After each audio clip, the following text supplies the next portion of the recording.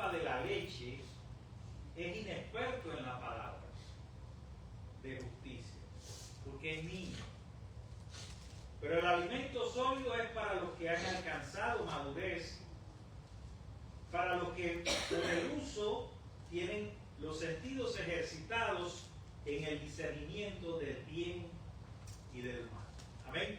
Una de las cosas que a veces nosotros quizás no entendemos es precisamente los procesos de maduración que ocurren en la vida cristiana. Muchas veces nosotros llevamos tiempo en la iglesia, pero nos damos cuenta que los hermanos y hermanas, muchos de ellos siguen repitiendo los mismos patrones de conducta. Patrones de conducta que muchas veces reflejan una vida que no expresa una comunión constante con Dios, que no expresa madurez, que no expresa gozo. El hecho de venir todos los domingos aquí y reconocer públicamente que Jesús es el Señor y que estamos unidos indisolublemente a Él, conectados íntimamente a Él, disfrutando de su presencia diariamente, eso de por sí debe producir en nosotros gozo. A veces tenemos un problema, y yo lo decía en la clase, con la autoridad de Dios. Parece que como humanidad hemos sufrido tanto las dictaduras que nos resistimos a que alguien ejerza autoridad sobre nuestra vida. También le hacemos rechazo muchas veces en la vida cristiana, a veces por un problema de comodidad o entretenimiento, a las disciplinas espirituales. No estamos preparados para orar más de 5 minutos. No estamos preparados ni siquiera para estar en silencio en un culto que va a durar 50 minutos. No entendemos la necesidad y el hambre espiritual al llegar aquí para escuchar una palabra que produzca en nosotros vida y gozo abundante. Entonces el problema no está en el domingo, el problema está en de lunes a sábado. ¿Cuál es nuestra disciplina? ¿Cuál es nuestra disciplina espiritual de cada día que nos mantiene unidos a pesar de todos los desafíos y pruebas? Y aún así nosotros podemos experimentar paz y gozo. Una de las cosas que Jesús nos ha prometido a todos los que creemos en Él es que en el mundo vamos a tener aflicción, pero que confiemos en Él. ¿Amén? Amén. Jesús nunca nos ha engañado. En el mundo vas a tener aflicciones, pero confíen en mí, yo he vencido al mundo. Mira que lo venció, porque celebramos la semana pasada la crucifixión de Jesús y cómo el poder de la muerte no estuvo por encima del poder de la vida para resucitar a Jesús y mostrarlo en gloria al mundo entero. Entonces a veces es difícil vivir en ese equilibrio de la disciplina que tengo que practicar cada día y no convertirla en una carga. Porque el problema que tenemos nosotros los cristianos es que cuando se nos enseña algo desde el púlpito, nos resistimos a esa palabra porque de alguna manera nos estamos introduciendo en su vida y cuestionando ciertas prácticas que no producen gozo y paz verdadera en nosotros. Jesús siempre predicó una palabra viva, una palabra transformadora, una palabra que no pretendía en ningún momento que la persona permaneciera igual. Yo creo que cuando venimos aquí tenemos que tener el deseo genuino, si conocemos a Jesús, de la transformación, de que Dios nos ayude a caminar con Él para alcanzar plenitud de vida. Pero claro, estamos muy acomodados, estamos muy atados a ciertas prácticas que simplemente responden a nuestro ego humano. Queremos alcanzar el éxito, queremos ser reconocidos. Incluso nuestras oraciones expresan ese egoísmo profundo y no se convierten en un diálogo genuino, en una relación íntima para conocer la voluntad de Dios. Oramos para pedir cosas. Señor, concédeme esto. Señor, líbrame de este problema. Señor, quita esta aflicción. Incluso el propio Jesús, siendo el Hijo de Dios, en un momento dado, en el Getsemaní, ante la proximidad de la cruz, le dice al Padre: Señor, quita de mí esta copa de amargura. Pero rápidamente un ángel se reveló en su vida para fortalecerlo y para hacerle entender que su misión tenía que continuar. Otro de los ejemplos que me llama la atención en relación a esto es la vida del apóstol Pablo. Y siempre me he preguntado cómo Pablo puede escribir una carta a los filipenses que está llena de gozo. Son tantas las veces que Pablo repite: regocíjense en la esperanza. Cómo Pablo desde la cárcel puede transmitir gozo. Y por supuesto Pablo lo puede hacer porque en primer lugar conoce verdaderamente a Jesús y el propósito para el cual Dios lo llamó. Y esa relación viva, diaria y constante con Jesucristo lo mantiene fuerte en medio de las pruebas. No permite que nada ni nadie le robe el gozo. Entonces, lo que quiero decir en esta mañana, mi querido hermano, es que las disciplinas espirituales son necesarias y son nuestra responsabilidad. El tiempo que pasamos con Dios en oración, el tiempo que estudiamos la palabra, el tiempo en que profundizamos cada domingo aquí, es necesario, es útil, es beneficioso. Va a producir en nosotros transformación y vida abundante. La vida abundante no se trata de disfrutar todos los deleites de la carne. La vida abundante no se trata de tener mucho dinero en el banco, ni dar rienda suelta a todos los placeres que tengamos. La vida abundante y la plenitud del Espíritu es algo mucho más profundo, más íntimo en el corazón humano. Y depende precisamente de esa unión con Jesús. Hay muchas metáforas que nosotros encontramos en la Biblia que nos hablan de esto. Jesús, la vida verdadera, es una de las más elocuentes, que nos dice que si permanecemos en Él, llevaremos fruto. Entonces, la vida cristiana, la evidencia de una fe genuina, no es tus dones y talentos, ni que cómo tú te manifiestas en tu obrar públicamente. La vida cristiana, la evidencia palpable tiene que ver con esa unión con Jesús, con esa comunión. Porque separado de Él, nada podemos hacer. Nada va a tener un valor en el reino de los cielos. Pero si permanecemos en su palabra, en las palabras de Jesús, entonces vamos a llevar fruto. Y nuestro gozo va a estar completo. Porque muchas veces nosotros estamos en la iglesia sirviendo a Dios, pero no tenemos el gozo completo porque no estamos en comunión con el Hijo. ¿Amén? Amén. Entonces, por eso tú ves gente muy disgustada, con caras arrugadas, con desean de servir a Dios, pero todavía no han alcanzado la madurez y la plenitud del Espíritu para que todo ese sacrificio, todo ese esfuerzo pueda ser visto de otra manera, pueda ser expresado desde el amor y desde la gracia de Jesús. Yo no puedo cambiarme a mí mismo. Tú no puedes cambiarte a ti mismo. ¿Ven? Por eso estamos aquí. Porque por sí solos no podemos. Necesitamos de la gracia divina, del poder de Dios, que nos convence, que nos transforma, que nos ilumina. Sin Él estamos perdidos y sin frutos. Pero también necesitamos de los hermanos, porque el ambiente espiritual es muy importante para que haya un crecimiento genuino en la fe.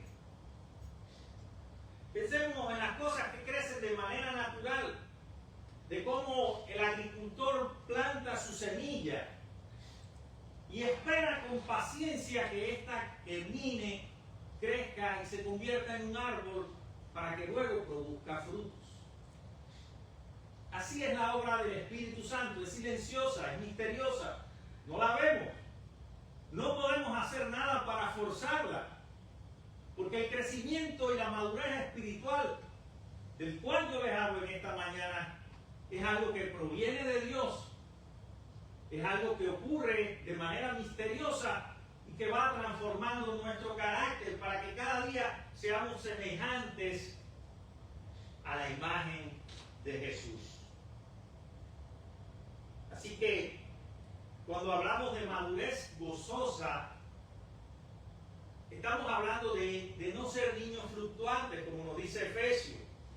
Efesios dice algo muy importante, porque a veces podemos ser como un niño en una barca, sin protección, sin timón, sin ayuda, sin orientación, a merced de cualquier viento de doctrina, a merced de cualquier consejo y opinión humana. Por eso cuando nosotros leemos la carta a los Efesios, capítulo 4, nos dice algo muy importante, que no seamos como niños fluctuantes, llevados por cualquier viento de doctrina, sino que crezcamos en la verdad de Dios, pero crezcamos en amor. Y ahí está la clave de todo esto. Llevamos tiempo, pero no tenemos una dirección ni un propósito claro. ¿A dónde te están llevando las decisiones que tomas cada día? ¿Al compromiso, a la consagración, a la madurez verdadera, al servicio, a la consagración? Porque eso es lo que va a producir el Espíritu en ti. El Espíritu nunca va a producir obras muertas. El Espíritu siempre va a producir en ti vida, una vida gozosa, una vida que depende de la gracia de Dios, pero también depende de tu colaboración, porque el problema a veces que tenemos como cristianos para crecer y no permanecer en la infancia espiritual es que nosotros no somos responsables con lo que Dios demanda de nosotros. Nos interesa mucho que Dios nos bendiga, nos interesa mucho que Dios nos cuida, oramos por protección, le damos gracias por la salvación en Cristo, pero cuando Jesús llega a nuestra vida y nos pide algo a cambio, entonces limitamos nuestra respuesta a una excusa o una comodidad que al final no produce gozo verdadero ni transformación en la vida cristiana. Entonces, cuando hablamos del obrar de Dios en la vida, participan dos elementos: Dios en su gracia y tú que sometes tu voluntad a la voluntad de Dios, te pones en sus manos y deja que Él te guíe libremente. Entonces, a veces decimos, no, pero a mí no me gusta que me impongan disciplina, porque es como sentirme apresado, amarrado, forzado a hacer algo. No, es que el orar diario es una necesidad. Cuando tenemos necesidad de Dios, buscamos a Dios y oramos a Dios. Entonces no es algo forzado, no es una obligación de alguien externo que te impone algo que debes hacer. Es fruto precisamente del amor y la necesidad que tienes de Dios para que Él te ayude y te bendiga y te sostenga en los momentos de prueba. Es la necesidad diaria de alimento espiritual para nutrir tu alma y darte fuerzas para el camino. Porque decimos, bueno, pero leer la Biblia. Yo estaba viendo Johnny Chan, un pandillero, y él en la cárcel tuvo un encuentro con Jesús y llegó a leer la Biblia 23 veces. 23 veces. ¿Cuántos hemos leído la Biblia una vez? Completa, de Génesis y Apocalipsis. Y eso no lo tienes que ver como una carga. Eso lo tienes que ver como un anhelo de conocer y profundizar más de Dios. Entonces, de lo que yo estoy hablando hoy es de alcanzar una madurez gozosa, no una madurez forzada. Tú vas a hacer lo que Dios te permita hacer. Amén. Amén. Pero eso no implica que no tengas responsabilidad en el asunto de crecer y madurar y dar un buen testimonio de lo que Dios ha hecho en tu vida. Cuando leemos la Biblia desde esa perspectiva, entonces deja de ser una tarea más, deja de ser una rutina diaria y se convierte cada lectura en un encuentro gozoso con Dios. Disfruta ese tiempo. Por eso los salmistas decían, deleítate en la palabra del Señor. Deleítate. El problema no es leer 23 veces la Biblia, sino es que cada porción de la Escritura haya un deleite profundo en nuestros corazones. Porque reconocemos esa necesidad vital que tenemos de permanecer unidos en medio de tanta confusión, en medio de tantas presiones, en medio de tantas pruebas. Cuando nos deleitamos en la oración y en la palabra, hay un fruto natural de transformación que se va a producir en nosotros. Esa semilla del Evangelio va a seguir creciendo y permitiendo que nuestra vida cada vez sea una vida que se parezca más a la vida de Jesús. Hay que darle permiso a Jesús a que entre en nuestra vida y con su Espíritu nos limpie, nos libere de todo aquello que nos vuelve holgazanes y cómodos a la hora de ejercer las cosas que Dios nos manda hacer. Dios quiere realmente que cada uno de nosotros maduremos individualmente, porque esa maduración gozosa en el Señor va a producir una bendición. Entonces ya no vas a cantar igual que antes. Ya no vas a sentir temor por si te equivocas o no, o por si te vas de algún sonido musical. Ya el canto va a ser algo diferente, ya el canto va a ser una ministración del Espíritu Santo. Y cuando hay ministración del Espíritu Santo, más allá del sonido y la música, se produce una conexión muy profunda con aquel que te escucha. Cuando esa ministración acontece, las vidas son transformadas. Hay vidas rendidas que se entregan a Cristo. Entonces ya lo que haces en la iglesia no te va a disgustar, ni producir en ti ansiedad, ni vas a crear problemas por asuntos sin importancias. Porque todo lo vas a ver como algo que viene de Dios, como algo que Dios produce en ti, como algo que sirve para bendecir a una iglesia. Qué interesante es que nosotros podamos ser como dice el Salmo 1. ¿Recuerdan el Salmo 1? ¿Qué dice el Salmo 1? Si alguno lo recuerda, habla de un árbol plantado junto a corrientes de agua, que da su fruto y su hoja no cae. Y todo lo que hace prosperará. Entonces, no podemos vivir una vida gozosa, una vida abundante como Cristo nos prometió, una vida con madurez espiritual, si no estamos plantados, enraizados en la palabra de Dios. Por eso el salmista reconocía esto, por eso los salmos son tan profundos, porque es la expresión más genuina de lo que tú experimentas cuando entras en la comunión con Dios. Por eso el salmista podía decir, bienaventurado, eres feliz, quieres vivir la vida abundante y ser verdaderamente feliz. Quita de tus ojos las distracciones, aparta de las obras de la carne, vive para Dios, porque eso va a ser vital para tu crecimiento y tu madurez. Por eso el salmista decía, bienaventurado, feliz eres el varón que no anda en consejo de malos, ni estuvo en camino de pecadores, ni en silla de escarnecedores se ha sentado, sino que en la ley de Jehová está su delicia, y en su ley medita de día y de noche. Entonces, ¿cómo será esa persona que de día y de noche medita en la palabra de Dios?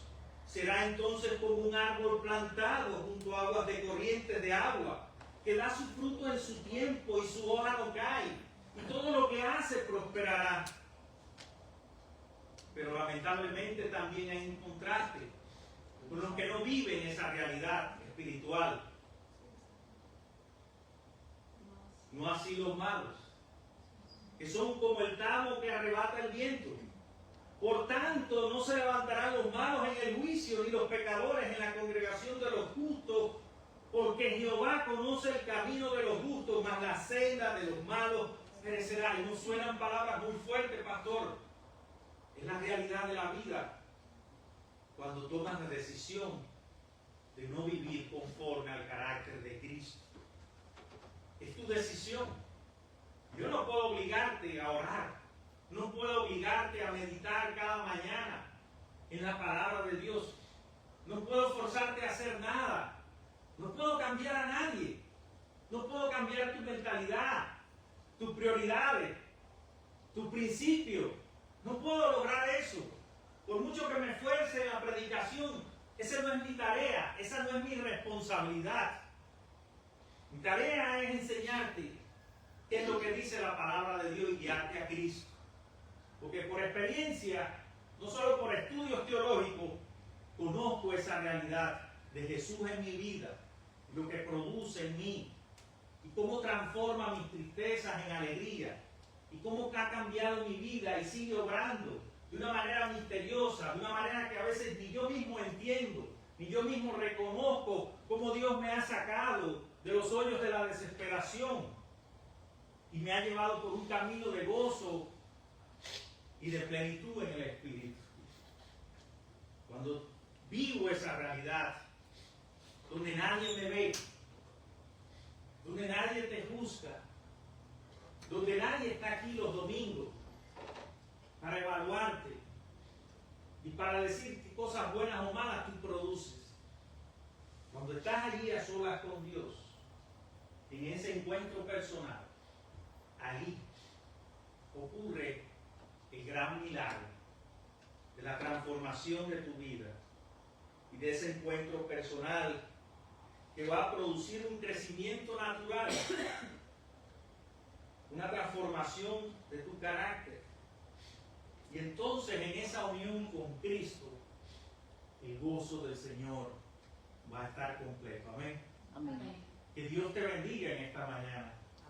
Amén. Que seas como ese árbol plantado junto a corrientes de agua. Que seas como el salmista que se deleita de día y de noche en la palabra de Dios. Que haya una búsqueda sincera, genuina. Que esa motivación de leer la palabra no sea vista como una carga, sino como un deseo, como una necesidad profunda de que necesitas a Dios y que sin Él la vida tuya no da fruto ni tiene sentido. Que Dios te bendiga en esta mañana, mi querido hermano. Amén. Y que puedas recibir esta palabra para que vivas en equilibrio, en madurez y en abundancia de vida. Amén. Padre amado, te alabo, Señor, te doy gracias, Jesús. Gracias, Jesús. Qué bueno eres. Qué bueno estar contigo, Señor. Qué bueno es pasar tiempo contigo, Espíritu Santo. Qué bueno que nos visites diariamente. Qué bueno que sintamos esa necesidad de crecimiento, de transformación, de vulnerabilidad, para que entres con ese poder sanador, con ese poder liberador, con esa paz que sobrepasa todo entendimiento. Qué bueno, Señor, disfrutar de esa vida abundante que has prometido cuando decidimos unirnos a ti para siempre. Cuando decidimos seguir tus pasos, Jesús. Cuando decidimos congregarnos y usar nuestros sentidos, nuestros dones y ejercitarlos, Padre, para la obra del ministerio. Gracias, Jesús. Gracias, Espíritu Santo. Gracias por tu amor. Gracias por la vida que nos das con los hermanos para compartirla juntos, para animarnos y crecer juntos en la gracia y en el amor. Bendice cada vida aquí. Que ellos sientan esa necesidad de ti. Que no se conformen, Señor. Que no se dejen arrastrar por los entretenimientos y las diversiones que la cultura nos ofrece. Que constantemente te busquemos, que constantemente oremos, que constantemente nos deleitemos en tu palabra, Señor. Entonces, oh Padre, nuestras vidas serán transformadas y nuestro gozo estará completo. Así te lo rogamos, Padre, en el nombre de Jesús. Amén y amén. Que Dios nos bendiga.